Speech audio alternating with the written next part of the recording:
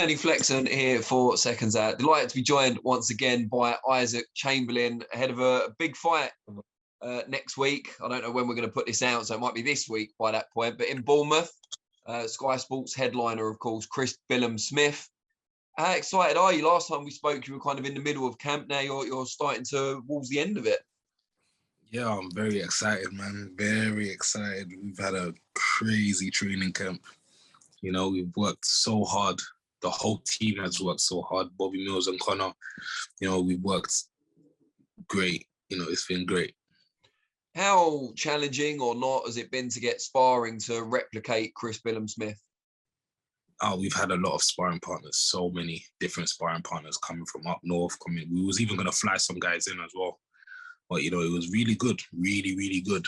Really good sparring, really good work. They've been pushing me. You know, I've really been getting the rounds in. I think I've done over 150 rounds sparring. Wow. So, yeah, it's been good, very good. How do you compare the Isaac Chamberlain of now heading into this fight to, for example, the one who fought at Coley those years ago? Just a lot of it is mental. I'm very mentally a very different fighter. And obviously, I've gotten a lot bigger. I've grown a lot. I've matured a lot. And I have more purpose to my game. And I'm very, very different now. And I hope all the fans and everyone watching can see that.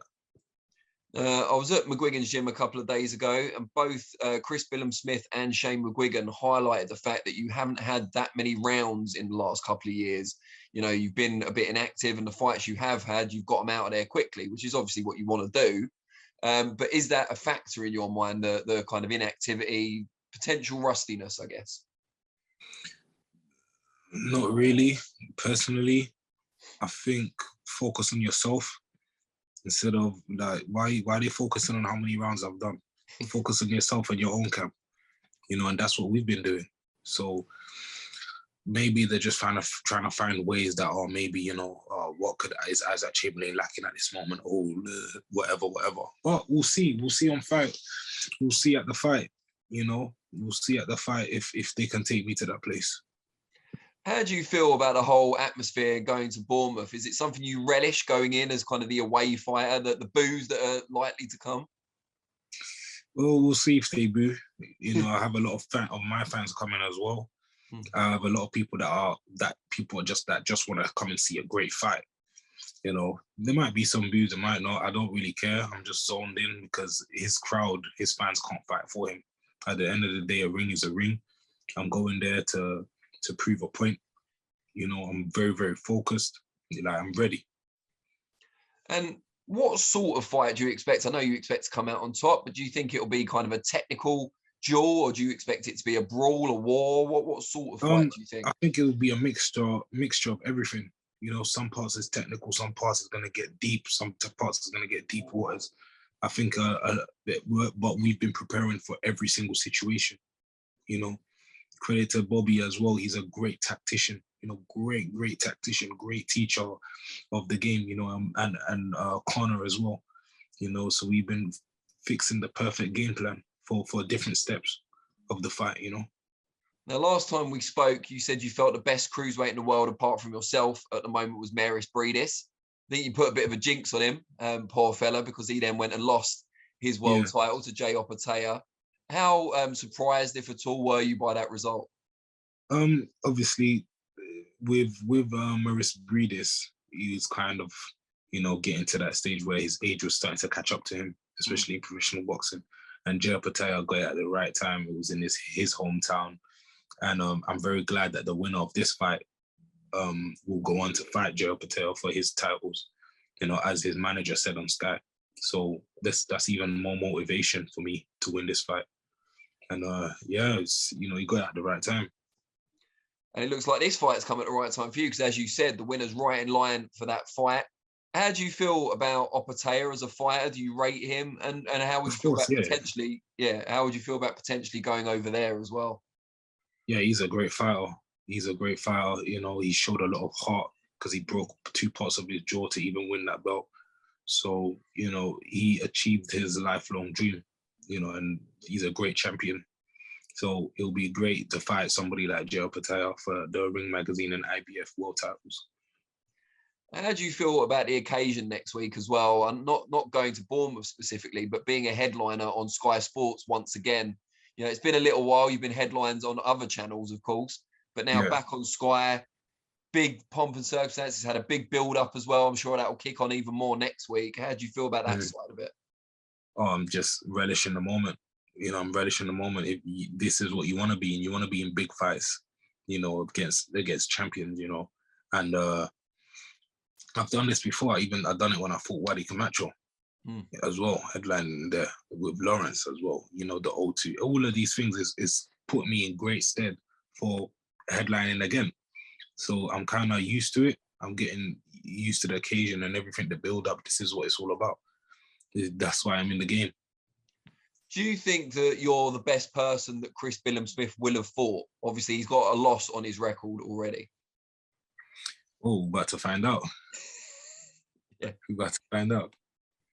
I mean, the reverse probably isn't true. You fought Okoli, who's gone on to win a world title. With all due respect to Chris Billam-Smith, you'd say Okoli, I guess, was the best fighter on your record. Switching it round, you could be the best he's fought. I know he's fought Reactpor as well, who's highly rated and unbeaten. But, you know, there's not much in it, potentially. Yeah, it was just, honestly, it's just, I don't know, man. I'm not thinking about him like that. Do you know what I mean? I'm not thinking, oh, I might be the best person. I'm not really worried. I'm not really thinking about all that. All I'm thinking about is what I need to do and what my team are prepared to go through on fight week and the program for the fight. That's what I'm focused on. I'm not really focused on him or what he's doing or how he's shaping up I'm not really, do you know what I mean? I'm focused on my team's progress and what we've done in camp and how we're going to put the tactics in order to win this fight. You know, so I don't really focus on the other side. Given the importance of the fight, what's at stake, as we said, potential world title shot, and that you're going into his backyard, how does this compare with some of the fights you've had in the past in terms of importance and how it will feel if you get the job done? Oh, it'll be great. It'll be great. You know, I've been everything lines up for this moment. You know, when I went to America, I went out my comfort zone. Going to Birmingham here, training camp, out my comfort zone, sparring in very, very many different gyms out our comfort zone because we know we're gonna have to go to his hometown. So it's just exciting. It's exciting, you know. It's all building up experience. I just take it all in, you know. Rather be doing this than not being able to fight or not being able to be given this opportunity. Like the times when I was inactive because of, you know, legal reasons, I wasn't being able to fight. And doing this, even if it's in his hometown, it's a massive blessing for me because I know what it's like to not be able to fight. How much of a factor do you think that level of adversity you've come through is in this fight? Because, yeah, it's the legal troubles, it's the shoulder that popped out against Wadi Camacho, it's coming back from a defeat at the O2 headliner, it's being inactive for that time before Mick came along. There's so many things. Does that play into things in the ring, that ability to overcome? Of course. A great champion has to adapt. Great champion has to adapt and overcome. And that's what is so special about the team that I have, Bobby and Connor. They adapt and overcome. You know, they have the same mentality as me. So whatever happens in that ring, we'll have a game plan to adapt and overcome as well again. Is that what makes you guys such a good team, is that you share that same mentality? Because you've had good trainers in the past or people who are thought of as good trainers, but is it more that the bond that you've got this time around? Yeah, definitely. You know, they're very open-minded into trying things. And that's how you always elevate. You know, their mind ain't closed off to like, okay, this is my way or the highway. Nah, their mind is open to trying new things, to bettering themselves, to bettering me as an athlete. And, you know, much credit to them because at the end of the day, I know I'm sacrificing leaving my son behind and my missus to go here to train out here, but they're doing it as well. They're leaving their sons and families behind to work to help me chase my dream, and I have the utmost respect for them. When did you last see your son? Have you been going back like at weekends and stuff? I ain't seen him in almost 6 weeks. I'm not seeing him.